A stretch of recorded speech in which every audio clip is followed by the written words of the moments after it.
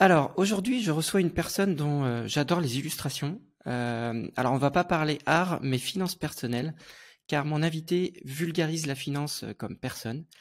Et pour ceux qui me connaissent savent que bah, c'est quelque chose que j'adore faire, rendre un peu open source la finance, en parler, partager des Excel et des documents. Et donc, ce sujet d'éducation financière me passionne. Et du coup, je ne pouvais pas ne pas inviter mon invité du jour. Voilà. Donc, Guillaume, bonjour. Bonjour Marcel. Donc, Guillaume Simonin. Alors, avant de commencer, bon, j'aime toujours poser cette question. C'est un peu de te demander de te présenter, de nous dire un peu qui tu es, d'où tu viens. C'est toujours important de savoir un peu la formation. Puis j'ai regardé un peu ton CV sur LinkedIn et voilà, je pense qu'on a des points en commun. Donc voilà, je te laisse te présenter. Ok, avec plaisir. Merci pour l'invitation. Écoute, moi c'est Guillaume. Je suis un ancien beaucoup de choses. Je suis un ancien ingénieur. Je suis un ancien conseiller en investissement de formation académique, donc ingénieur. Hein, ça c'était ma première partie de ma vie professionnelle. Et ensuite j'ai eu l'opportunité de créer un cabinet en investissement, en gestion de patrimoine, conseiller en investissement, en gestion de patrimoine, sur lequel ça a bien marché depuis 2017. Et puis progressivement, on va dire, je me suis fait rattraper par mes convictions, avec l'envie de sortir de ça et de faire beaucoup plus la formation et de sortir de ce modèle de rétrocession qui existe et dans lequel j'étais et sur lequel j'étais absolument plus aligné. C'est ce qui fait que j'ai créé Regionize il y a de ça quelques mois, parce que c'est encore tout frais. À l'heure où on se parle, ça fait 6 mois. Il y a 6 mois, je lançais ma première newsletter et aujourd'hui, il y a eu pas mal de chemin qui a été fait, où Mmh. effectivement la mission c'est de rendre accessible et de vulgariser cette finance, cette économie, cet investissement pour le rendre peut-être plus sexy, plus coloré et permettre à chacun de mettre un pied dedans et d'avancer progressivement dans la reprise du pouvoir sur son argent, sur ses finances et les mettre au service de ses projets de vie. Ouais, j'ai pas mal de questions après à ce sujet, donc c'est top. Et tu t'as dit que en fait, t'as fait de la gestion de patrimoine un peu, donc tu disais t'étais sur un modèle un peu plus classique au départ, c'est ça? J'ai été conseiller en investissement financier, hein, donc SIF, Ouais, comme on dit dans le ouais, milieu. ouais. Donc je faisais partie d'un réseau d'indépendants et voilà, je commercialisais des produits comme 95% des conseillers en investissement aujourd'hui, hein. On commercialise des Oui, et produits et on est rémunéré sur les rétrocessions des partenaires et des solutions qu'on propose. oui, donc j'ai vu un peu ce sujet passer. Il y a un sujet, je crois, hein, même politique, je crois, à ce sujet, c'est-à-dire au niveau de la comment dire, légiférer sur ce sujet. C'est qu'il y a un débat sur ce côté. Bah, on trouve un gestion de patrimoine souvent, bah, on n'a rien à payer, hein, on a la personne qui va nous conseiller, etc. Et en fait, on se demande toujours, mais comment ça se fait qu'on a ce conseil? Et du coup, on a ce doute sur l'indépendance du conseil, puisque le conseiller est rémunéré sur les produits qu'il place. Alors, évidemment que tous les conseillers, comment dire, on va pas mettre tout le monde dans le même panier. Évidemment qu'il y a des très bons conseillers, même s'ils sont rémunérés sur les produits. Et puis, finalement, c'est le conseiller qui va avoir le plus de produits. Euh, en théorie, qui va être le meilleur conseiller parce qu'il a le choix et il va pas être focalisé sur un produit ou un autre. Mm. Ouais. Ok. Mais t'as vu ça passer Non, ce alors débat sur, là? sur ça, c'est un éternel. Je Ouais. sais qu'il y avait déjà eu un sujet il y a déjà quelques années, où, quand je dis quelques années, je pense qu'il y a à peu près 5 ans, moi je démarrais juste sur, effectivement, au niveau de la Commission européenne, sur l'interdiction des rétrocessions, ce Mm, qui n'avait pas été voté, ce qui avait été mm, validé. Et là, effectivement, j'ai cru entendre que on remettait un peu le sujet sur la table, mais c'est un sujet qui est extrêmement complexe parce ouais. qu'aujourd'hui, le système financier est bâti comme ça. Il est Mm, bâti sur mm, l'intermédiation, il est bâti sur différentes couches. mm, Donc je pense pas quelque chose que tu touches comme ça du jour au lendemain, mm, parce que ça, il y aura beaucoup de répercussions. Et comme tu dis, en soi, 95% des conseillers ne sont pas mauvais. Moi, j'estime que je faisais mon travail le plus éthiquement possible mm. dans le cadre qui m'était donné. Et en fait, ce que je viens plus remettre en question, c'est le cadre en lui-même. C'est pas les acteurs qui sont à l'intérieur de ce cadre-là. Et c'est pour ça que j'ai décidé de m'en désolidariser, de faire autrement, sortir de ce cadre-là, parce que à mon sens, et encore une fois, c'est mon opinion, il y a un biais. Il existe un biais à partir du moment où on veut éduquer les gens, leur donner les clés. Il existe un biais à partir du moment où on induit, même si on a plein de solutions à notre disposition, on induit forcément une solution par rapport à d'autres. Alors je dis pas qu'on privilégie une solution qui rémunère plus que d'autres, parce que ça j'y crois pas en revanche. Je pense que quand on accompagne quelqu'un, on l'accompagne dans sa globalité, donc il fera un peu d'immobilier, il fera un peu de placement financier, il fera un certain nombre de choses. Mais en revanche, la finance est quand même pas mal démocratisée côté produit depuis quelques années. Et pas depuis une décennie, depuis vraiment quelques années, où il y a de plus en plus de fintech qui rendent accessibles en fait des produits qui jusqu'à aujourd'hui étaient peut-être réservés, ou en tout cas étaient réservés aux initiés, on va dire, pas nécessairement à ceux qui sont fortunés, mais plus aux initiés, ceux qui s'y connaissaient. Là aujourd'hui, c'est quand même assez simple de trouver des solutions d'investissement, parce que les fintech ont vraiment taclé le sujet. Donc aujourd'hui, les produits sont vraiment accessibles, et d'excellents produits sont accessible au plus grand nombre, au grand public. Ce qui manque en revanche pour aller vers ça, c'est l'éducation, la connaissance et le fait que ces fintechs puissent s'adresser directement à l'utilisateur final. Et ça, pour moi, c'est un vrai sujet parce qu'il y a une vraie question d'éducation, une vraie question de reprise de pouvoir sur son argent. Quand je dis ça, c'est vraiment quelque chose auquel je crois beaucoup, que chacun puisse faire des choix conscients et éclairés sur ses finances. D'ailleurs, j'ai remarqué ça, donc là, ça, je partage totalement. Et en fait, j'ai remarqué une chose, c'est que, donc moi, maintenant, je suis plus âgé, évidemment, hein, et quand maintenant je parle à un jeune, et malheureusement, la finance, plus on commence jeune, pareil pour l'immobilier, hein, tous les placements, et mieux c'est. Sauf que quand on est jeune, c'est pas du tout notre souci, et en plus, on n'a pas confiance, c'est-à-dire, et d'ailleurs, jeune ou pas jeune, c'est-à-dire que quand on essaye d'expliquer quelque chose en finance, même si c'est un ami, même si l'ami a confiance, c'est-à-dire qu'on n'est même pas dans une position de conseiller qui peut être biaisé ou autre, on a du mal à convaincre parce que on a toujours un doute, surtout sur des placements, d'ailleurs tous les placements, enfin surtout sur les vrais placements à risque ou qui contiennent plus ou moins de risques, hein, la bourse, l'immobilier. Dès qu'on commence à parler de ce type de placement, il y a un doute. On n'y croit pas trop, on se demande si c'est vrai ou pas. En fait, on a toujours peur, en tout cas en France beaucoup plus d'ailleurs qu'ailleurs. Et justement, la raison principale pour moi, c'est justement ce manque d'éducation. C'est-à-dire que c'est pas dans les mœurs.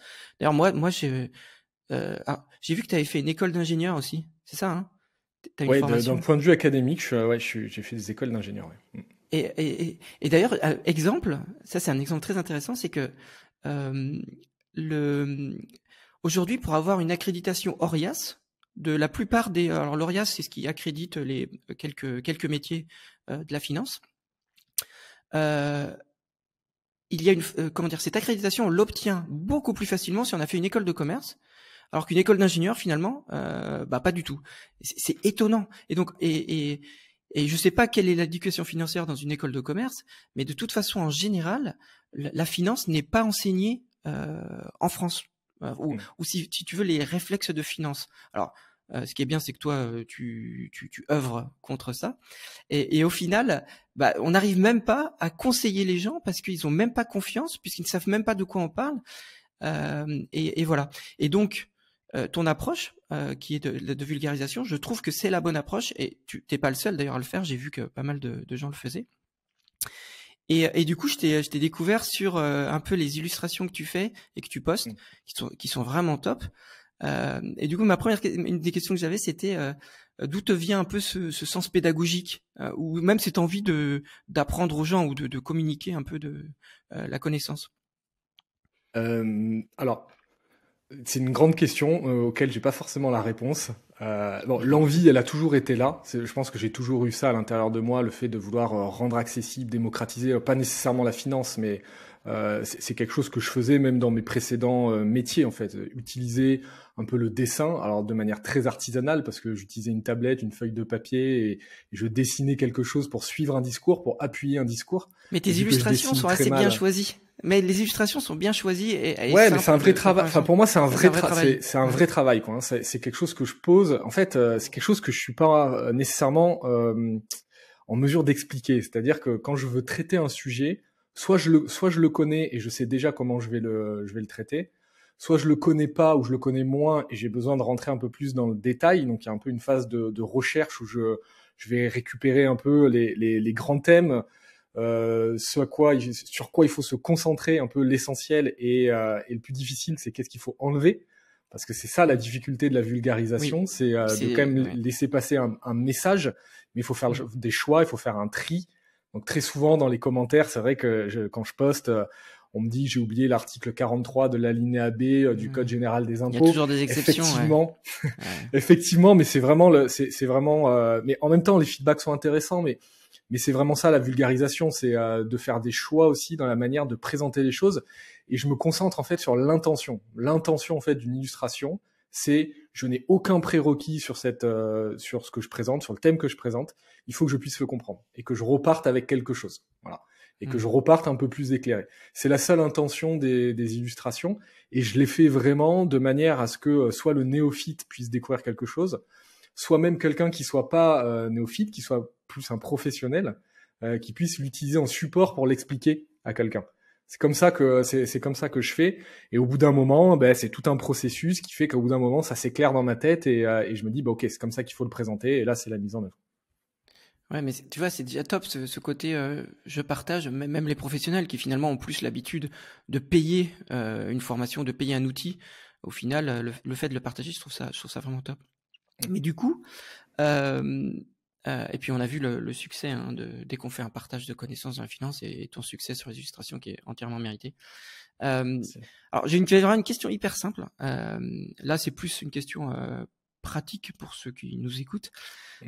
Qu'est-ce que tu conseillerais aujourd'hui à un jeune ou un débutant pour commencer à investir? Alors je vais parler juste de la bourse pour commencer, parce que c'est pour moi le sujet le plus... on a toujours dans l'esprit ce risque énorme d'investir en bourse, ce danger, surtout pour les néophytes évidemment, alors que dans la réalité, c'est beaucoup plus nuancé, tu vas nous l'expliquer mieux que moi.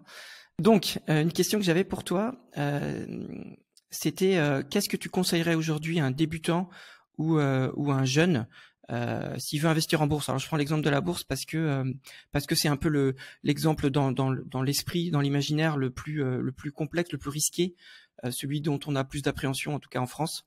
Je sais que c'est différent dans les pays anglo-saxons, mais en France on a peur de la bourse, alors qu'en fait on sait que c'est un des, voire le placement le plus intéressant sur le long terme. Donc voilà, est-ce que tu peux nous expliquer un peu qu'est-ce que tu conseillerais? Ouais, alors mon premier conseil, c'est avant de répondre au comment, c'est de répondre au pourquoi. C'est très souvent on va tout de suite vers le comment, comment je commence, quelle enveloppe, quel truc, quel support. Bon, ça va venir, mais il faut d'abord répondre au pourquoi de l'investissement. Est-ce que c'est vraiment pour le long terme? Parce que très souvent, quand ça bloque et qu'on n'est pas en mesure, parce qu'on a peur, il y a des croyances limitantes, il y a plein de choses, très souvent, il faut un peu dézoomer, prendre de la hauteur et dire, ok, déjà, pourquoi je veux investir en bourse? Bon, la question du pourquoi, la question du sens, chez moi, je sais qu'elle est assez essentielle parce que j'ai pu accompagner lorsque j'étais conseiller et même aujourd'hui, je sais que ça se joue par là, même si c'est des questions qu'on élude très souvent parce qu'on ne sait pas nécessairement y répondre, c'est pas facile de se dire pourquoi. Mais première question, c'est ça. Ça va nous donner quoi, cette question du pourquoi? Ça va nous donner un peu plus de sens déjà à ça, à cet outil de l'investissement. Et ça va aussi nous donner des horizons de temps. Ok, se dire, si c'est pour quelque chose de long terme, alors oui, je peux envisager la bourse. Et là, je vais devoir commencer à m'éclairer sur le fonctionnement de la bourse. Première chose à regarder, on en entend souvent parler, la mécanique des intérêts composés. On peut en entendre parler des années et on ne l'a pas nécessairement intégré. Il y a une différence entre la comprendre et l'intégrer. Mécanique des intérêts composés, c'est vraiment de saisir qu'il y a deux effets de levier dans l'investissement, particulièrement en bourse. C'est bien sûr le rendement, okay, ça tout le monde le comprend, mais c'est aussi le temps, et surtout le temps. Ça veut dire quoi? Ça veut dire que plus on s'y prend jeune, mieux c'est. Moins on aura à faire d'efforts pour pouvoir générer un capital, un patrimoine conséquent à un horizon de temps qui est long. Plus on a du temps devant nous, moins on a d'efforts à faire, en fait. Je pense que c'est vraiment comme ça qu'il faut le saisir. Donc la plus grande force des jeunes, c'est de mettre un pied dedans le plus tôt possible. Et quand je dis le plus tôt possible, moi aujourd'hui, j'ai des placements pour mes enfants. Ils ont 3 ans et 5 ans et dès leur naissance, ils avaient des placements parce qu'on peut ouvrir des assurances vie pour les enfants, on peut ouvrir tout ça. Et vu qu'ils ont des horizons de temps longs, eh bien, on a tout intérêt à se positionner sur des actifs un peu plus risqués. C'est vrai, je te coupe là, mais c'est vrai qu'à 3 ans, c'est-à-dire qu'on a la majorité est dans 15 ans. C'est-à-dire finalement l'horizon idéal, minimum, on va dire 10-15 ans, on va dire, pour investir en bourse finalement. Oui, absolument. Parce que ce qu'il faut comprendre, c'est qu'il y a des bonnes pratiques en bourse. Déjà, comprendre la mécanique des intérêts composés. Et là, il y a largement suffisamment de littérature sur Internet pour trouver plein d'informations là-dessus. Mais c'est vraiment la saisir et l'intégrer. Pour comprendre qu'en fait, ça devient une évidence d'investir. Après, se pose la question d'où. L'immobilier est un levier. Le placement financier en est un autre. Et pour moi, ils sont pas du tout opposables. C'est plutôt deux actifs, deux classes d'actifs sur lesquels il faut composer pour avancer sur son patrimoine. Un peu comme on avance sur 2 jambes, on garde un peu plus d'équilibre. Eh ben, c'est le même principe ici. Il y a une jambe immobilière, une jambe de placement, que je dis placement financier au sens large, hein, donc on peut appeler bourse également. Et ensuite, sur cette bourse, c'est comprendre un peu les bonnes pratiques. Il y a plusieurs bonnes pratiques. C'est comprendre déjà l'effet de l'horizon de temps, du long terme, d'une durée de conservation qui est longue.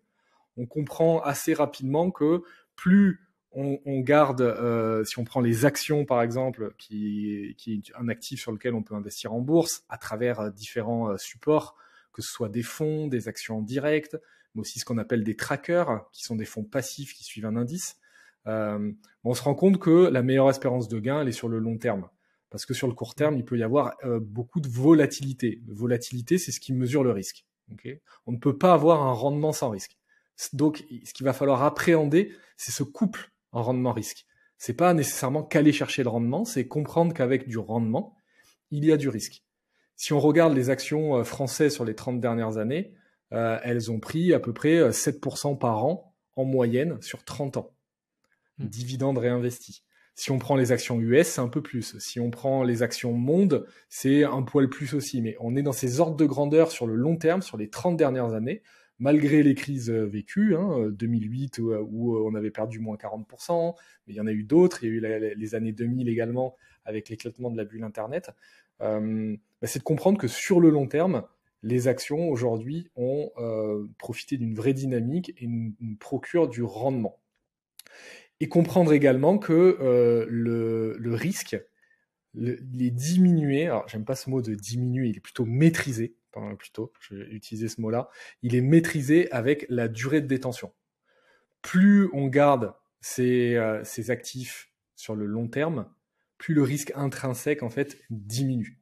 Et là, pareil, on peut retrouver plein de littérature sur Internet, de graphiques, etc., qui montrent en fait le risque pris ou le risque de perte par rapport à une durée de détention. Bon voilà, ça c'est déjà des choses qu'il faut vraiment appréhender dans l'investissement. Et ensuite, il y a un peu le comment. Comment je fais pour m'exposer au marché? Donc là, c'est dans la sélection des supports, tracker, actions en direct, obligations. Bon, bref, il existe plein de choses. On peut même investir dans l'immobilier coté. Il existe énormément de choses. Et il y a le choix des enveloppes. Je peux investir à travers un plan épargne en action, je peux investir à travers une assurance vie, je peux investir à travers un compte titre, à travers un plan épargne retraite. Mais ça, ce sont des enveloppes qui vont avoir des règles fiscales, ce sont les règles du jeu. Elles vont nous donner accès à des cartes qui sont nos supports. Et là, il y a des choix à faire, peut-être toutes les enveloppes, peut-être plus une. Voilà, il y a des vrais choix à faire en fonction de la situation de chacun. Et l'idée, surtout pour moi, c'est de faire un premier pas. Très honnêtement, c'est de s'éduquer suffisamment. Voilà, et ne pas se dire je suis pas suffisamment prêt. Aujourd'hui, c'est extrêmement accessible. Il y a des stratégies très simples quand on veut démarrer. On peut aussi partir vers des solutions de gestion pilotée si vraiment on veut pas s'en occuper. Donc il y a plein de fintech, robo-advisors qui font ça. Voilà, on a plus de frais dans ce cas-là. Mais il y a plus de frais. Il y a plus de frais, absolument. Donc il y a plus de frais, mais en revanche, on n'a rien à suivre et c'est le choix conscient que peuvent faire certains individus. Parce qu'encore une fois, il y a des gens qui sont prêts à payer plus de frais pour ne pas gérer leurs finances. Et alors, tu as dit beaucoup de choses. On va dire le plus simple. Alors, si on prend le cas d'un jeune, alors on va oublier les placements, comment dire, encadré légalement, enfin tout ce qui va être placement type PEL, LEP, etc. Alors, c'est très Ouais, bien. les Hein, livrets réglementés, mais dès ok. qu'on peut les utiliser, je pense, il faut, hein, j'imagine, puisque souvent ils sont assez protégés. Ils ont des rendements d'ailleurs en ce moment plutôt bons par rapport à les années passées. Mais si on va dire que quelqu'un qui veut aller chercher de la performance au-delà des placements réglementés, donc type PEL, LEP, etc.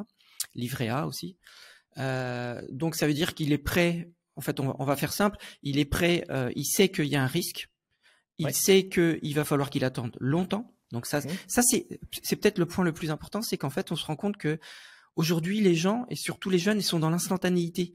Et c'est d'ailleurs le problème qu'on a, c'est que à expliquer, c'est-à-dire aujourd'hui moi imagine je te prends comme conseil et je te dis bon bah voilà, conseille-moi sur mes placements, donc tu vas me dire il faut faire ci, il faut faire ça. Le problème c'est que je ne saurais que ton conseil est bon que dans 10 ou 15 ans finalement. Et ça, je trouve que c'est un truc qui complexifie le conseil quelque part, parce que bah oui, la performance, il faut être patient et c'est long et il y aura des hauts et des bas. Enfin, je parle des placements à haut rendement. Donc, je sais pas comment tu fais toi on peut pas finalement lutter contre ça. Non, et puis déjà, moi, je conseille plus, et c'est un vrai choix de ne plus conseiller. Oui, voilà, tu conseilles plus en fait. Je ne conseille plus. En fait, le conseil, ça va plus être, on prend connaissance de ta situation. Donc, tout ce que tu viens de dire, ça pourrait être un cas, précis. Ça pourrait être quelque chose de précis. Ça pourrait être toi, tes enfants, n'importe qui. Voilà, ils sont dans cette situation. Donc, on va étudier sa situation, bien prendre en compte tout l'environnement, parce qu'il y a aussi la propension au risque, etc., etc. Et on va préconiser quelque chose. Et on va préconiser à la fois des solutions, à la fois une stratégie d'investissement, etc. Et on va dire qu'on va la suivre dans le temps, parce que le propre de l'investissement aussi, c'est que on connaît pas le monde économique dans lequel on vit. Hein. On voit ce qui se passe depuis 3 ans, personne n'a pu anticiper tout ça. Donc il faut pouvoir être agile en fait. C'est comme si on était sur un océan avec notre bateau qui représente notre vie financière. On maîtrise pas la marée, on maîtrise pas la tempête, on maîtrise pas la météo. Par contre, on maîtrise le cap. On maîtrise le cap, on maîtrise le bateau, on maîtrise nos choix. Donc, moi, ma vraie volonté aujourd'hui, c'est de former les skippers. C'est vraiment de les former à appréhender la météo, appréhender la marée, les bonnes pratiques qu'il faut faire pour qu'ils puissent faire leur choix. Et pour qu'ils puissent, eux, intimement se dire, non pas suivre l'avis d'un autre qui est l'expert sachant, en disant, s'il m'a dit ça, il faut que je fasse ça. Non. C'est plutôt, je me forme et je fais ce choix-là, moi.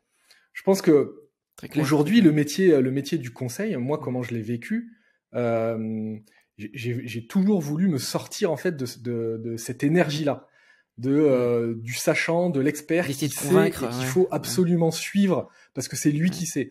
Non, mais moi, je sais pas plus qu'un autre et aucun expert ne sait plus qu'un autre. C'est le propre de la finance, il faut rester super humble. En revanche, ils ont de l'expérience, ils ont une expertise, ils naviguent sur les océans depuis très longtemps. Donc, c'est bien de les écouter pour se former, se faire son propre avis, son propre opinion. Moi, aujourd'hui, mon positionnement, il est vraiment là, et qu'on veuille se faire accompagner demain ou pas, parce que je dis pas qu'il faut pas se faire accompagner, je dis qu'il faut se faire accompagner en ayant une connaissance de base, en fait, de la mer. Une connaissance globale, en fait, de l'océan, une vue d'ensemble de ce qui se passe, de comment ça fonctionne, pour pouvoir faire des vrais choix et se faire accompagner correctement. Rien n'empêche d'embaucher un skipper quand on veut faire la traversée de l'Atlantique. C'est quelqu'un d'un peu plus expérimenté, mais on va être dans le bateau avec lui et c'est nous qui donnons le cap. Hein. On dit qu'on veut aller là-bas, on dit pas qu'on veut aller de l'autre côté, quoi. Voilà. J'aime bien ton idée j'aime bien ton image, ton illustration par l'océan et le bateau, parce qu'au final, là, tu disais sur 30 ans, la bourse a fait 7% moyenne, enfin voilà, ou peu importe, mais ça fait un très très bon rendement sur 30 ans. Et sur 30 ans, il y a eu des guerres, il y a eu des hauts, des bas, des trucs, des années monstrueuses où on perd 30%, on perd 40%, etc. Donc il y a des années où on fait moins 30%. Et c'est quand tu te prends la grosse vague en bateau, et ben oui, là tu souffres. Mais voilà, 2-3 semaines plus tard, t'as le grand soleil et tout va bien, et voilà. Et c'est exactement ça. Et puis t'arrives au bout dans 10, 15, 20, 30 ans, quoi.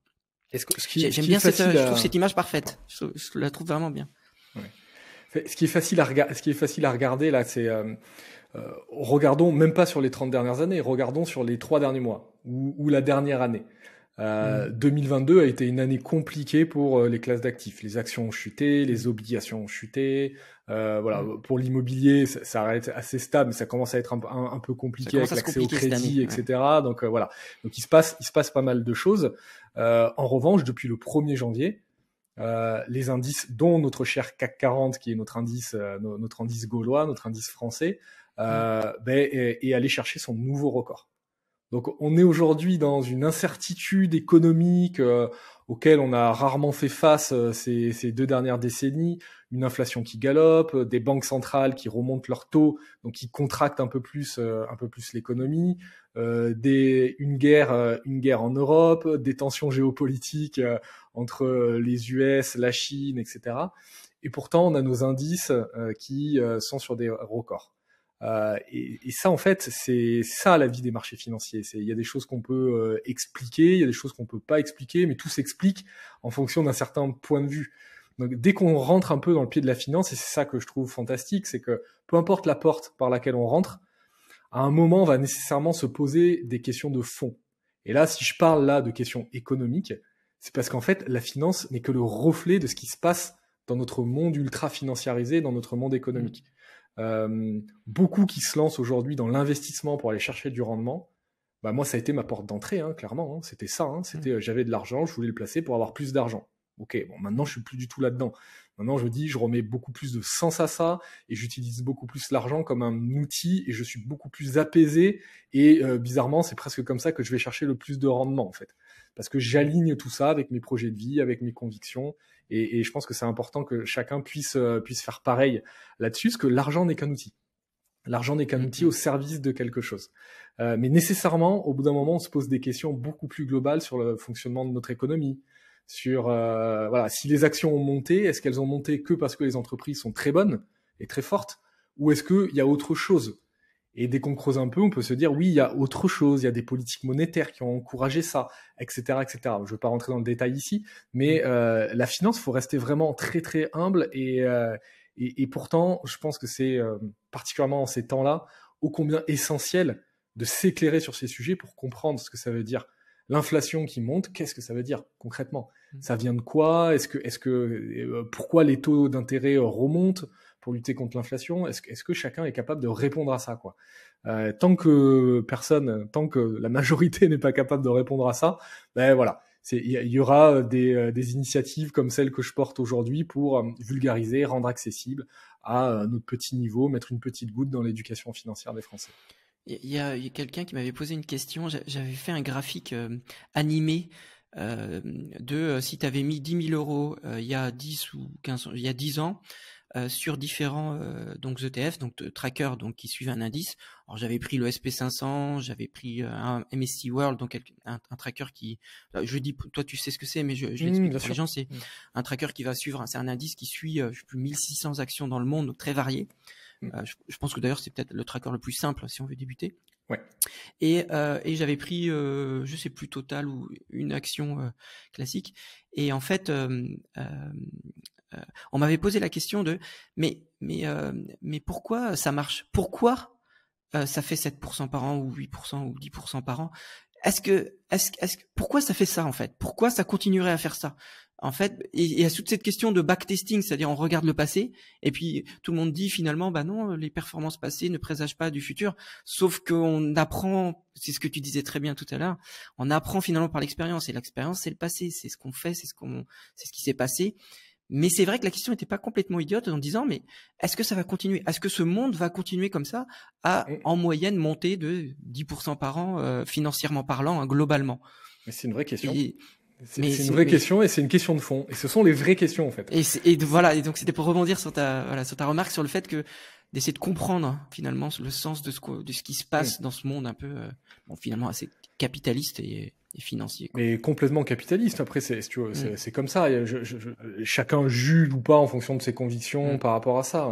Moi, je suis plus dans l'acceptation de ce qu'on est et vers quoi on veut aller demain et comment chacun peut contribuer à ça. Mais déjà se poser les questions, tu vois, ce genre de questions. Déjà se poser les questions. Ce genre de questions, elle est complètement légitime en fait. Ce genre de questions. Aujourd'hui, on est dans un monde où on recherche la croissance. En fait, c'est presque l'indicateur tout fonctionne comme ça. One, c'est la croissance du PIB. Donc on prend un PIB qui est déjà un indicateur sur lequel on pourrait discuter, faire un podcast en entier. Mais voilà, il y a le PIB qui mesure en gros les nouvelles richesses créées d'un pays sur un an. Et l'objectif aujourd'hui des politiques mondiales, c'est la croissance de ce PIB.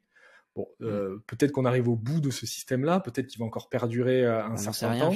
On n'en sait rien. En revanche, ce qu'on sait, c'est que quand même on atteint des limites physiques de notre planète. Ça, c'est une réalité et qu'il va falloir innover. Et peut-être que la technologie est quelque chose qui va nous y aider. Peut-être que les comportements est quelque chose qui va nous y aider. Je pense qu'il y a un ensemble de solutions pour passer ce cap et aller vers un autre modèle.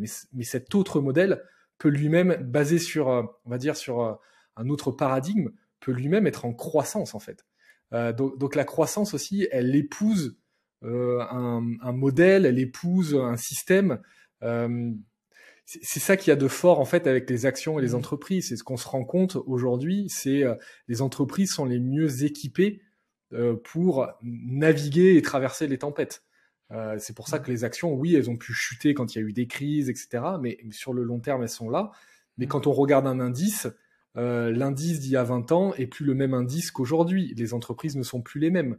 C'est pour ça que les trackers, finalement, sont très intéressants de ce point de vue-là. Les trackers sont intéressants. Ils ont aussi certaines limites, etc. Il faut bien comprendre. Si tout le monde demain investissait en tracker, c'est ça qu'il faut la question que j'ai eue aussi une fois. Il n'y aurait plus de marché. Exactement. Si tout le monde se mettait à suivre quelque chose où il n'y a plus d'acteurs, il n'y aura plus de marché. Donc moi je suis pour l'investissement en tracker, pour les investisseurs particuliers, etc. Il y a pas de débat. Il y a eu il y a eu énormément d'études qui ont été faites ces 10 dernières années pour montrer que de toute façon un fonds géré par un professionnel sur le long terme, on a peut-être que 1 sur 10 qui arrive à faire mieux que son indice de référence. On paye moins de frais sur des trackers, etc., etc. Bon, voilà. Peut-être que dans ces périodes un peu plus de tempête et de doute, la gestion active va reprendre un peu le lead, parce que quand c'est un peu mouvementé comme ça, il est possible que certains fonds sortent leur épingle du jeu. Mais voilà, le vrai sujet, investir sur des trackers. Si on revient sur la question fondamentale que tu me posais, quelqu'un qui veut démarrer, je dirais, choisis une enveloppe. Choisis des trackers et peut-être en niveau 1, effectivement, le MSCI World, qui est l'indice Action Monde qui reflète le mieux notre économie mondiale. Et donc, on suit cette trend-là. Et pour moi, c'est déjà un super point de départ. On investit de manière programmée. On appelle ça le DCA dans le monde de l'investissement. En bon français, donc DCA avec mon accent anglais, le Dollar Cost Averaging. C'est l'investissement progressif, c'est tous les mois sans se poser la question de la date, on programme que le 3 du mois, le 15 du mois, enfin peu importe. On investit un certain montant sur ce tracker, ça permet de lisser notre risque et ça permet de bénéficier des fluctuations du marché. Donc ça serait un premier niveau de stratégie. Et de diminuer son stress. Et de diminuer son stress et de pas essayer de choper ce market timing. C'est impossible.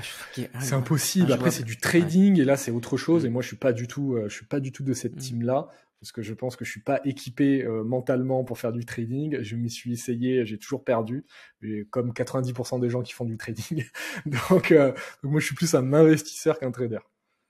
Ouais, je pense que ça, c'est un conseil aux gens. Bon, après, ceux qui veulent prendre le risque maximum, ils tradent sur des actions, mais c'est clair que pour monsieur tout le monde, et même pour peut-être beaucoup de monde, c'est pas... Ouais, je suis d'accord avec toi. Moi aussi, j'ai essayé, c'est trop... Bon, voilà, après, si on veut s'amuser sur 5%, 2%, c'est toujours une question de... Et qu'on a de l'argent à perdre, voilà, qu'on a de l'argent qu'on est prêt à perdre, voilà, qu'on a de l'argent qu'on est prêt à perdre. C'est toujours une question de dose, voilà. Ok, très clair. D'ailleurs, tu parlais de sens, mais finalement, c'est vrai que en ce moment, il y a pas mal de ça. C'est-à-dire, tu parlais des fintechs, etc. Donc, de plus en plus de boîtes qui se montent pour t'accompagner dans l'investissement de sens. Donc, soit écologique, soit, enfin, un sens qui toi te tient à cœur. Et finalement, c'est là que tu as raison, c'est que ça rejoint la société, ça rejoint l'évolution de ce que vont faire les entreprises, et du coup, finalement, le sens, ça marche d'un point de vue financier. Mais mentalement, c'est pas forcément évident à comprendre et à intégrer, mais clairement, c'est lié, quoi. C'est lié. Et c'est lié, c'est fondamental. Je pense qu'on a été dans un paradigme de l'argent pour plus d'argent et faire de l'argent avec de l'argent. Et finalement, cet outil-là devient un objectif en soi. Est devenu un objectif en soi, pour beaucoup. Moi, y compris il y a 10 ans. Donc voilà, quand je parle vraiment de ma propre expérience. Il y a plein de gens qui peuvent être pas d'accord avec ça. Moi, c'est ce que j'ai vécu. À l'époque, moi, c'était faire de l'argent pour faire de l'argent. Et puis progressivement, je me suis rendu compte que déjà, ça me rendait pas plus heureux que ça, pas plus épanoui, et qu'il manquait quand même un ingrédient qui me paraît fondamental en tant qu'être humain, c'est le mouvement, l'enthousiasme et le sens qu'on met derrière tout ça. Donc je me suis beaucoup questionné sur ces sujets-là, et aujourd'hui, je crois vraiment que relier sens et argent, c'est absolument fondamental dans le monde dans lequel on vit. Déjà, pour repositionner l'argent à sa juste place, c'est un outil au service de ses projets de vie et qu'on peut aujourd'hui aligner avec ses convictions. Il a ce double objectif. Donc, et dans les convictions, on y met plein de choses. Moi, je juge personne, hein, des gens qui vont investir en crypto parce qu'ils ont des convictions sur ce monde-là et qu'il y a une lecture très philosophique de la chose. Eh ben, bravo. Moi, je suis moi-même dans ce monde-là parce que je crois fondamentalement à la promesse. Après, est-ce qu'elle se réalisera ou pas? Je sais pas. Mais voilà, et chacun peut avoir ses propres convictions. Aujourd'hui, c'est quand même un fait que on tire un peu sur les limites planétaires, que l'impact de l'humain il est assez conséquent sur notre planète et sur la vie qui nous entoure, et que peut-être qu'il est temps de réaligner en fait les flux financiers. L'argent et l'investissement, ça a toujours été que ça. Ça a été prendre de l'épargne, qui est ni plus ni moins du travail stocké, de la sueur stockée, sous forme d'argent, parce qu'on a une convention entre nous que les euros, ça vaut 1 euro et que demain, je peux les changer contre n'importe quelle autre chose. Mais en soi, la monnaie, c'est quoi? C'est une invention. C'est une technologie. C'est juste un accord entre toi et moi que si je te donne un billet de 20 euros, il vaut 20 euros parce que on a un accord tacite dans notre société que cet argent a de la valeur. Et c'est pour ça, par exemple, juste parenthèse, que l'inflation, c'est un vrai sujet. Parce que si l'inflation continuait de galoper, on pourrait perdre la confiance dans cet argent, dans cette monnaie. Parce qu'au final, s'il fallait des seaux de billets pour pouvoir acheter du beurre, comme c'est le cas dans de nombreux pays, et notamment en Amérique latine, eh ben, il y a des monnaies parallèles qui se créent. Il y a d'autres choses qui se créent. Voilà, je ferme la parenthèse là-dessus. Mais je crois que c'est vraiment fondamental. Et aujourd'hui, vu qu'on est dans une économie de transition, on sait qu'il est nécessaire de basculer de modèle énergétique. Je veux dire, là, maintenant, ça c'est pas c'est un fait, ça. Hein, le pétrole, un jour, il y en aura plus. Moi, j'ai travaillé dans le pétrole pendant 4 ans, donc c'est un monde que je connais. Donc, le pétrole, il y en aura plus. Il va falloir trouver d'autres sources d'énergie. On voit bien avec la crise énergétique là que c'est des vrais sujets et qu'aujourd'hui, on a un PIB où le poids de l'énergie est à 1. Ça veut dire quoi? Ça veut dire que si on consomme 5% de plus d'énergie par rapport à l'année prochaine, à l'année passée, eh ben on est à peu près sûr d'avoir plus 5% de PIB. Et inversement, si on consomme 5% d'énergie en moins, on est à peu près sûr d'avoir une récession de 5%. Voilà, ça, c'est pour l'image. Donc, c'est-à-dire qu'on a un monde qui est connecté à cette empreinte énergétique et qu'en fait, c'est ça qui est clé. Donc aujourd'hui, on a la possibilité, avec l'investissement, de transformer l'épargne, cet argent, en investissement concret. Et cet investissement concret aujourd'hui, on peut décider, nous en tant que particuliers, le rediriger vers des choses qui nous importent. Très clair, très intéressant.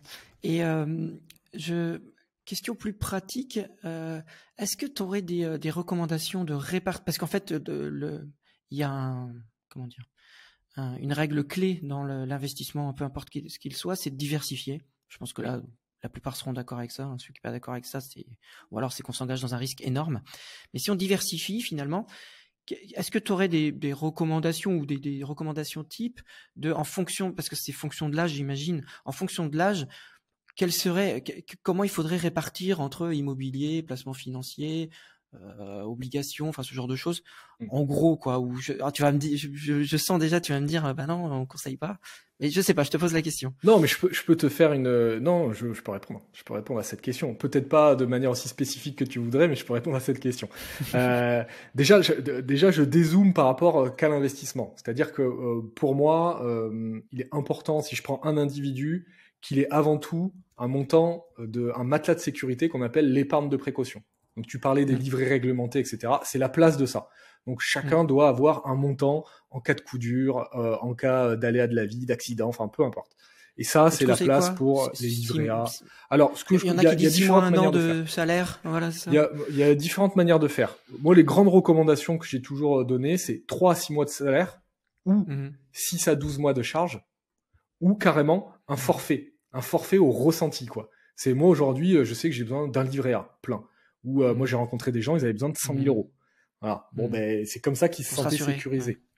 Ouais. Et là, en fait, c'est chaque individu, pour pouvoir se permettre d'investir, il est important d'avoir ce matelas-là. Parce que c'est très souvent, en fait, on a des très mauvaises surprises en investissement, parce qu'on n'a pas travaillé la base, en fait. On n'a pas travaillé ce sujet-là. On n'a pas notre matelas d'épargne de sécurité. Donc, en cas de coup dur et je dois récupérer mes actions alors que ça chute, et que j'ai fait moins 30%, et je veux dire, ben, je vais plus y retourner mais oui, mais c'est parce que juste, t'avais pas une stratégie qui était saine à la base. Donc déjà, premier étage, c'est ça. Et ensuite, c'est d'avancer sur 2 jambes. Tout ce qu'on est prêt à investir, c'est d'en faire une partie en immobilier et d'en faire une partie, effectivement, en bourse.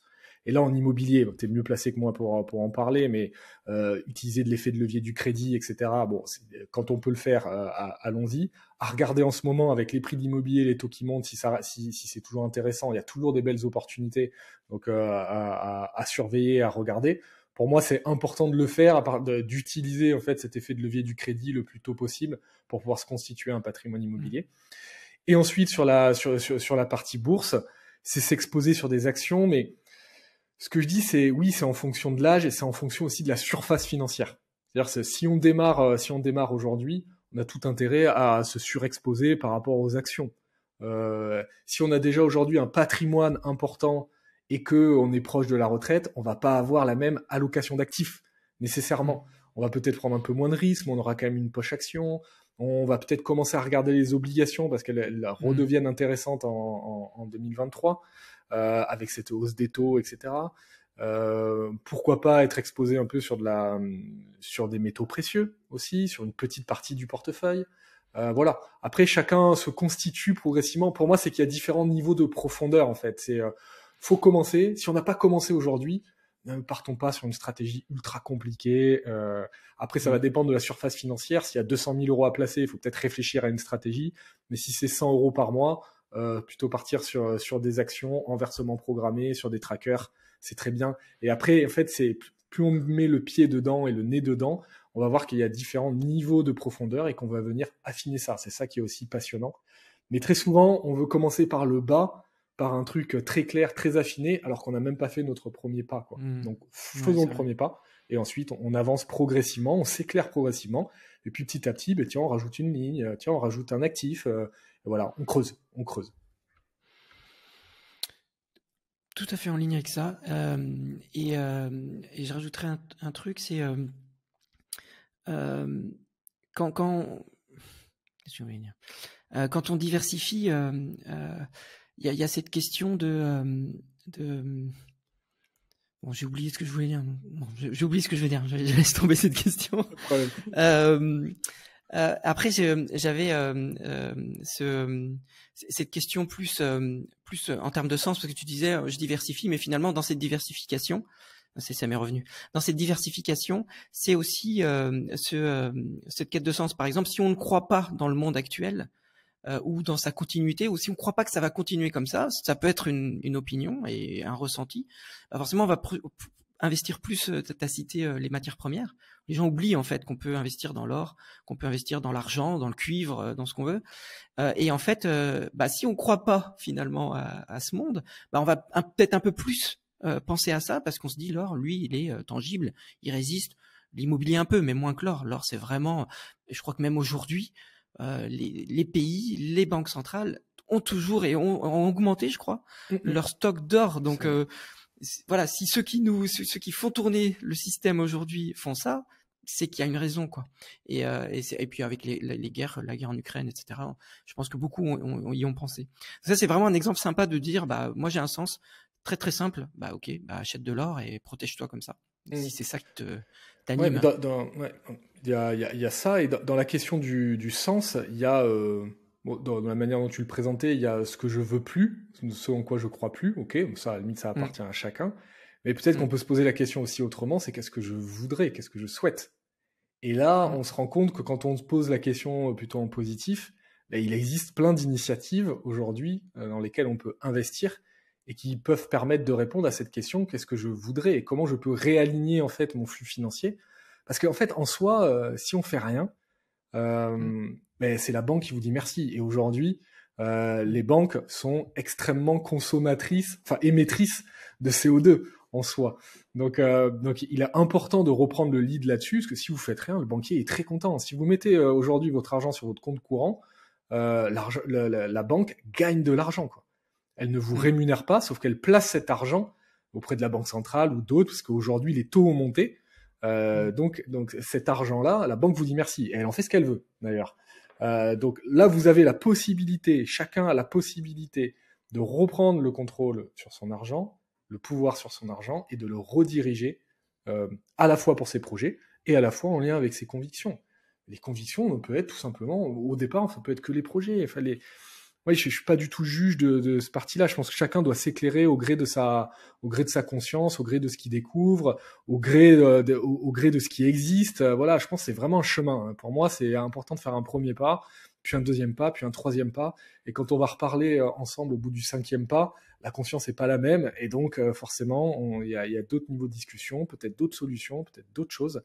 Mais je crois vraiment qu'il faut se mettre en mouvement. On se met en mouvement par rapport à ça, et que la clé, c'est que chacun se dise, ok, en fait, c'est mon argent et je peux décider de le mettre où je veux, comme je veux, pour ce que je veux.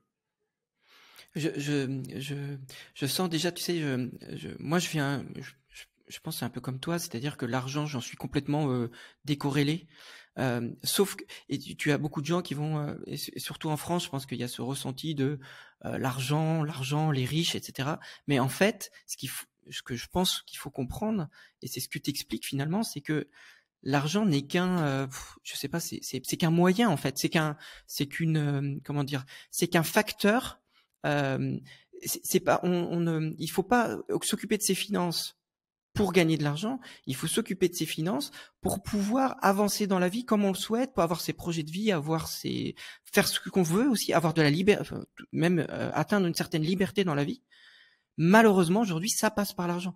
Le but, finalement, n'est pas d'obtenir plus d'argent, même si naturellement ça fonctionne, c'est de s'émanciper dans la vie, d'être plus libre dans la vie. Et c'est ce que j'explique aux gens. Là, on parle d'argent, tu vois, mais en fait, on ne parle pas de devenir riche. On parle de trouver son sens et son chemin dans la vie en étant serein. En fait, c'est ça finalement la finalité des placements financiers. Ouais, bien sûr. Je pense que tu partages tout à fait cette idée. Oui, je partage, mais moi ce que je voudrais dire, c'est qu'aujourd'hui, d'avoir cette discussion, même avec ton audience là, on est des privilégiés de pouvoir parler de ça. Oui, tout à fait. Hein, tout à fait. on est privilégiés, c'est-à-dire qu'aujourd'hui, on a des situations financières où on se pose la question de l'investissement. Oui, on a déjà passé un niveau, quoi. On a déjà passé un cap. S'occuper de ses finances, il faut déjà avoir quelque chose à s'occuper. Si on s'adresse à une autre partie de la population, c'est pas le cas. Mais ce que je veux dire, c'est que l'investissement, c'est aussi une manière de rediriger, de refaire circuler dans des entreprises, dans l'économie réelle, sur des choses qu'on a envie de voir fleurir. Donc l'investissement, c'est très très large, quoi. Pour moi, ça doit circuler. C'est une énergie, en fait, l'argent. L'argent est une énergie qui doit circuler. Si elle circule pas, comme un liquide, il croupit, il pourrit. Donc il faut qu'il puisse circuler. La monnaie, c'est ça. La monnaie, une économie, c'est le sang. Voilà. La monnaie, c'est le sang de notre économie. Et pour que notre corps global il fonctionne, il faut que ça puisse circuler. Ça, c'est clé. Et l'investissement est une manière de le faire circuler. J'abandonne aujourd'hui la disponibilité de mon argent, que j'ai gagné, hein, c'est ma sueur stockée, pour avoir une espérance de gain futur, donc plus de flux futur, mais je vais en fait mettre cet argent dans le système qui va concourir et qui va aider en fait à développer quelque chose. Et tu disais on est des privilégiés, mais c'est pour ça que je te posais la question au début qu'est-ce que tu dis à quelqu'un qui débute, qui sort de l'école, qui commence à travailler, qui a son premier job, qu'est-ce qu'il doit faire? Et en fait, je pense que la plupart des gens oublient que ça commence dès le premier euro gagné en fait. J'ai posté ce matin, tu l'as vu, l'Excel pour connaître sa capacité de crédit. Et donc, j'ai un peu joué avec et j'ai mis un SMIC. Bon, le SMIC c'est quand même le minimum légal en France. Et on peut emprunter sur 25 ans près de 100 000 euros aujourd'hui. Alors bien sûr, si on n'a pas de charge, si on n'a pas, par ailleurs évidemment, si on a juste son SMIC et on n'a pas d'autres charges et qu'on est seul, on peut emprunter pratiquement 100 000 euros sur 25 ans. Donc, il faut pas croire que la finance ne s'adresse non plus qu'aux privilégiés. Par contre, c'est vrai qu'il faut une décharge mentale, c'est-à-dire qu'il faut être libre mentalement pour pouvoir le faire ça. Et ça passe bien sûr par des niveaux de bien-être dans la vie, forcément quoi. Ouais, bien sûr, bien sûr. Mais là, pour répondre à cette question, là, il y a un truc que j'avais bien aimé. Alors, je sais plus dans quel livre j'avais lu ça, hein, ça vient pas du tout de moi. Mais c'était cette notion de se payer en premier. C'est-à-dire que quand on a notre salaire qui arrive, peut-être 50 euros, 20 euros, enfin peu importe, un montant, on se paye en premier. C'est-à-dire qu'on est payé le premier du mois, le 2 du mois, il y a déjà un virement qui part pour nos investissements. Et ça, déjà, c'est clé. Moi, mes enfants, je leur ai mis des petits montants. C'est 50 balles, 60 balles, 70 balles par mois. Ouais, tout à fait. Mais sur le long terme... Sur les intérêts composés, ça fait beaucoup. Pour moi, c'est quasiment transparent. Ça peut être l'épaisseur du trait, etc. Parce que c'est payé en premier. Donc, c'est-à-dire que on l'enlève du global final. Je fais avec ça. C'est juste que peut-être que je fais pas un resto, j'en sais rien, mais au final, on arrive. C'est au choix de chacun. Ouais. C'est au choix de chacun, mais ce que je veux dire, c'est pas pareil quand c'est en fin de mois qu'on veut verser les 50 balles ou c'est en début de mois. Parce qu'au final, il y a quand même quelque chose de très mental. C'est-à-dire, tant qu'on a de l'argent sur notre compte, on sait que ça passe, on sait qu'on peut dépenser, etc. Donc il y a ce payer en premier, c'est un truc qui est assez puissant, hein. Donc moi que je trouve assez puissant, un peu de se nudger et de se dire ok, quoi qu'il arrive, je mets un montant qui est acceptable pour moi aujourd'hui et je le mets en versement programmé sur une assurance vie, sur un PEA, sur peu importe, ou sur un investissement immobilier si je suis pas à cash flow positif, etc.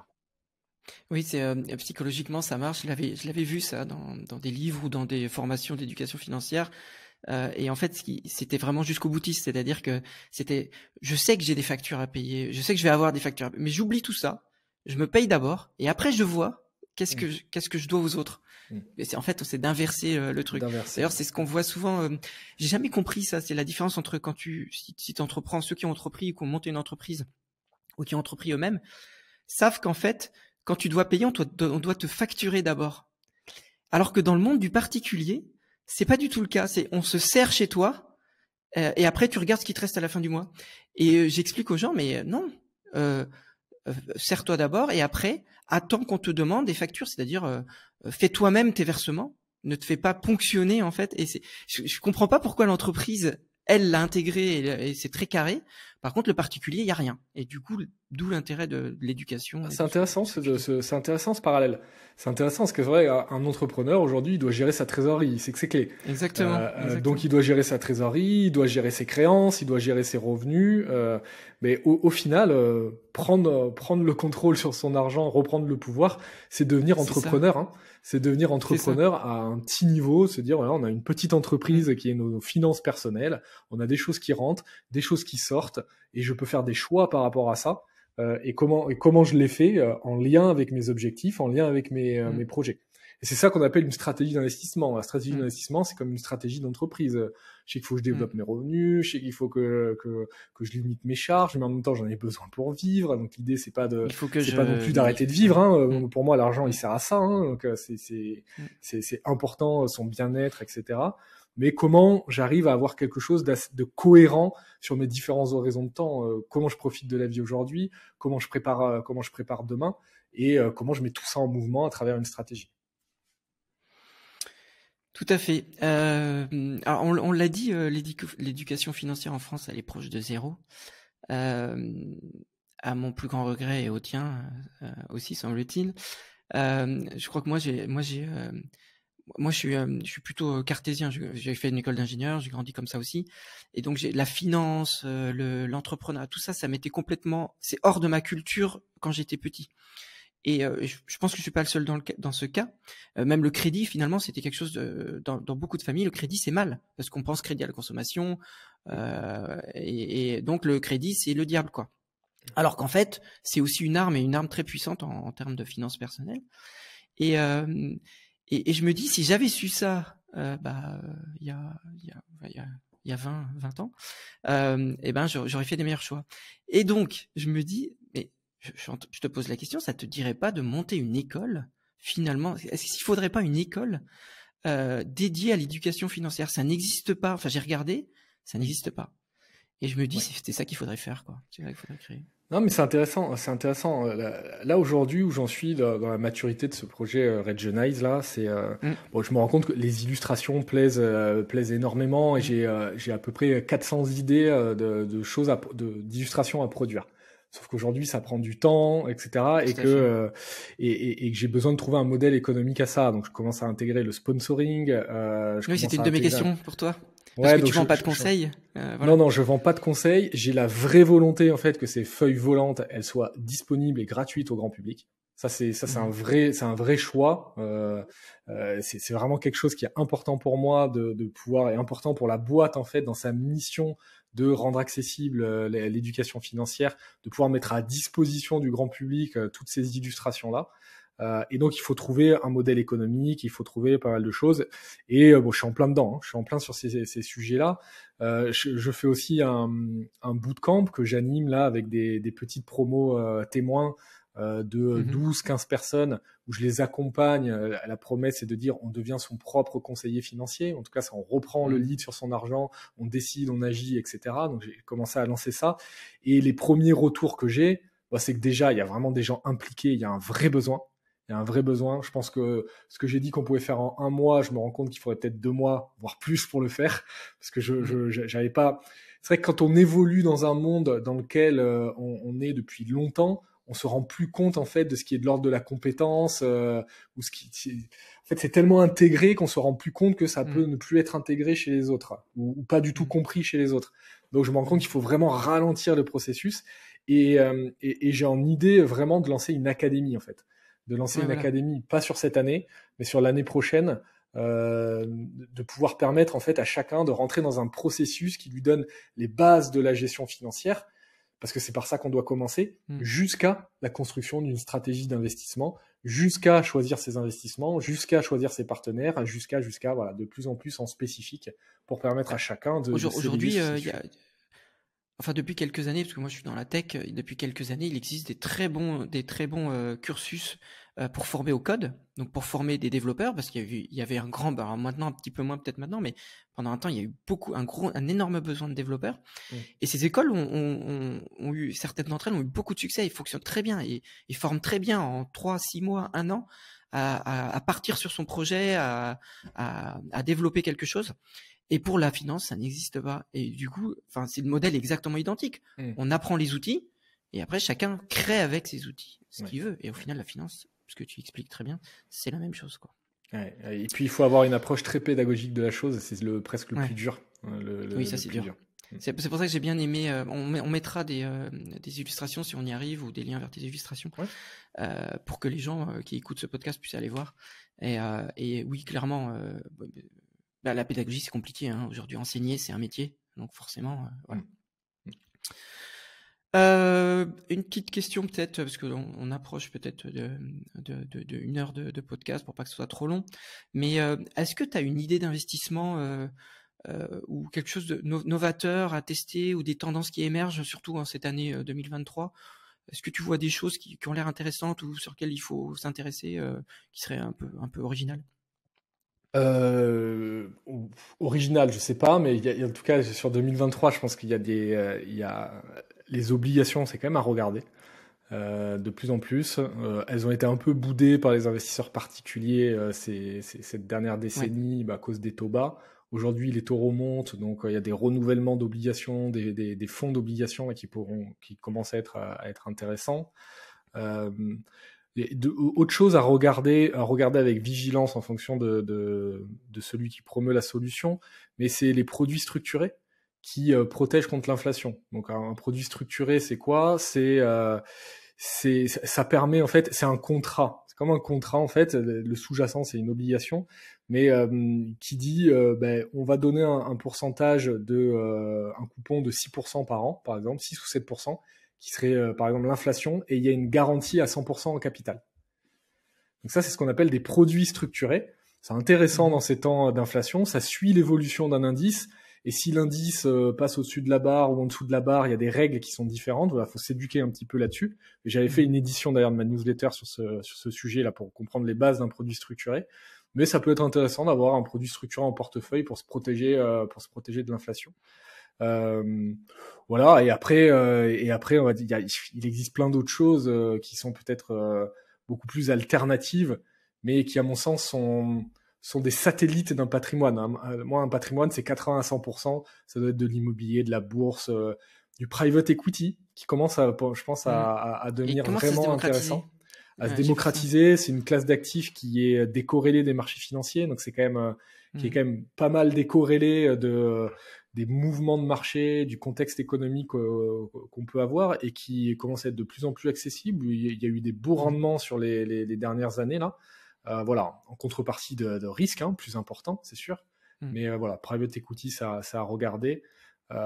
Mais voilà, encore une fois, c'est d'abord construire la base, le cœur du patrimoine, immobilier, bourse, pour pouvoir ensuite aller sur tout le reste, les cryptos, bien entendu. Enfin, bien entendu, pas chacun fait ses choix, mais voilà, il existe beaucoup de choses ensuite dans ce que j'appelle moi les satellites, ce qui va tourner autour du cœur du patrimoine. Et tu disais les obligations, concrètement, pour ceux qui ne savent pas, comment on investit aujourd'hui dans les obligations? Alors, il existe des trackers pour les obligations. Ouais. Peu, mais il en existe. En revanche, on ne peut pas, nous, en tant qu'investisseurs particuliers, accéder à ce qu'on appelle un titre vif. Comme on peut acheter une action de LVMH, par exemple, ou de Air Liquide, c'est difficile d'acheter une obligation d'EDF. En soi, ça serait possible, mais il faut savoir que c'est des montants importants. Par exemple, je crois que la dernière émission d'EDF, pour reprendre cet exemple, c'était 100 000 euros. Donc il fallait une obligation, c'est un crédit. C'est EDF. Donc une obligation, c'est peut-être que je te partagerai ces feuilles volantes là qu'on est en train de parler, ça sera intéressant. Oui, ça serait pas mal. Mais une obligation, c'est un titre de créance, plus exactement. Mais c'est comme effectivement un crédit, c'est-à-dire que EDF va émettre des obligations pour se financer. Pour se financer, elle a besoin de financer des projets, donc elle va émettre des obligations. Une obligation, par exemple, EDF, c'était 100 000 euros avec un rendement de, je dis peut-être une bêtise, les experts me reprendront, mais c'était peut-être 6% ou 7%. On appelle ça un coupon. Ça veut dire quoi? Ça veut dire que moi, si j'achète l'obligation en tant qu'investisseur particulier, j'achète 100 000 euros cette obligation, donc EDF va toucher ces 100 000 euros. Le deal que j'ai avec EDF, dans le contrat de l'obligation, c'est de dire qu'ils vont me verser un coupon annuel de 6 ou 7%, en fonction de quel est le coupon, sur ces 100 000 euros. Donc tous les ans, je vais toucher 6 000 euros d'EDF jusqu'à une date qu'on appelle la maturité de l'obligation, qui est peut-être de 5 ans, 6 ans, 7 ans, 8 ans. Et à la maturité, EDF doit me rembourser le capital de 100 000 euros. Okay. Le risque d'une obligation, c'est quoi? Dans ce cas précis-là, si je la conserve à terme, c'est que EDF ne me rembourse pas et qu'il fasse défaut. Okay. C'est le risque. Sauf qu'une obligation, elle est échangeable sur les marchés. C'est liquide. C'est un titre. Là, je peux en acheter une et je peux te la revendre, l'obligation. Donc, on la revend à quel prix? On la revend à un prix de marché, nécessairement, offre et demande. Et ce qu'il faut comprendre, et c'est là que c'est souvent mal compris, c'est que le prix des obligations varie en fonction des taux d'intérêt. Quand les taux d'intérêt montent, le prix des obligations baisse. Et là, je sais qu'on va perdre des gens. Et quand les taux d'intérêt baissent, le prix des obligations monte. Mais en fait, c'est assez simple à comprendre. Si j'ai réussi à avoir mon obligation à 6%, à 100 000 euros à 6%, si demain les taux d'intérêt montent EDF, pour la même obligation, pour le même risque, pour la même entreprise, ils devront mettre un coupon plus élevé, à 8%. Donc moi, en tant qu'investisseur, j'ai plus intérêt à aller sur l'obligation d'EDF à 8% que celle qu'ils ont émise 1 an auparavant à 7%. Donc mécaniquement, le prix de l'obligation, elle va être dévaluée pour se caler par rapport à ces nouvelles obligations. Et ça, il n'y a que le prix de l'obligation qui peut la bouger. Mais c'est-à-dire que si je l'achète aujourd'hui 95 000, EDF me devra quand même 100 000 euros à terme. D'accord ? Bon, très intéressant. Alors moi j'ai posé la question de l'obligation parce que c'est vrai que c'est un peu plus flou. En tout cas pour moi, je sais pas pour les gens, mais c'est vrai que pour moi c'est plus compliqué à comprendre et c'est plus compliqué d'accès. Alors si j'ai remarqué un truc, c'est que ça on n'en parle pas beaucoup. Il faudrait en parler, je pense. Mais quand tu es une entreprise, tu sais, tu dois placer ta trésorerie. Oui. Alors là je parle pas pour les particuliers, mais pour les entreprises, mais je pense que c'est assez similaire. Et c'est ce qu'on appelle les comptes à terme. Et les comptes à terme, c'est garantie sur une certaine durée.